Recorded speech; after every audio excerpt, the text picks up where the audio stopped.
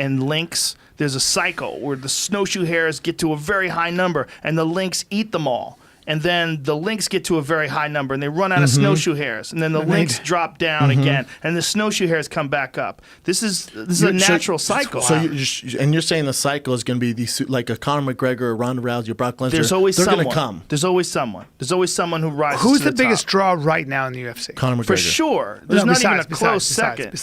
Besides him, George St. Pierre, if he wants to fight. George St. Pierre, especially just winning. It'd be Conor, Brock, George. Those are your three cash guys. Yeah, Brock would not beat Conor at this stage No, of no, his life. I'm saying I think if the UFC, those are 1, 2, 3. Right, but if the UFC was around, I mean, if we were at the stage where Brock was, like, say, before he beat Frank Mir, like when he was the heavyweight champion, when Brock was just smashing, he could sell.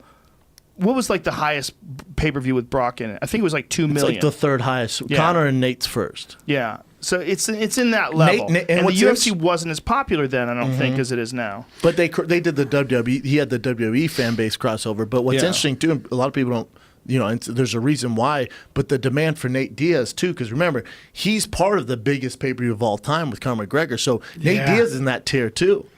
You can go Conor, Brock, Ronda. Nate's 4 or 5 in that. See, it's number 2. UFC 100, Brock Lesnar versus Frank Mir. 1,600,000 buys.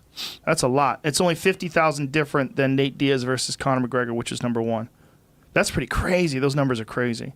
So, and then Conor McGregor, Nate Diaz. Conor has 1, 2, 3, 4, 5. Misha Tate and Nunez. That is amazing. Well, that's UFC 200. So you had. Okay. Brock Lesnar on that card. Gotcha. Yeah. So Brock has a shitload. Brock has 1, 2, 3 out of the top 7. Yeah, and so Ronda comes in at number 8. They're in their own stratosphere, right? Yeah, but so is Nate Diaz. Like people want, they don't toss him in there. Nate's right there. He has number 1, number 3. Wow, look at that. Amanda Nunes, Ronda Rousey got 1,100,000. Yeah, but Brendan, Nate Diaz, that's arguably because he was fighting Conor McGregor, right? Well, and that's why Nate hasn't taken a fight, because that's that trilogy is the biggest, one of the biggest that hasn't happened. I mean, it is the biggest.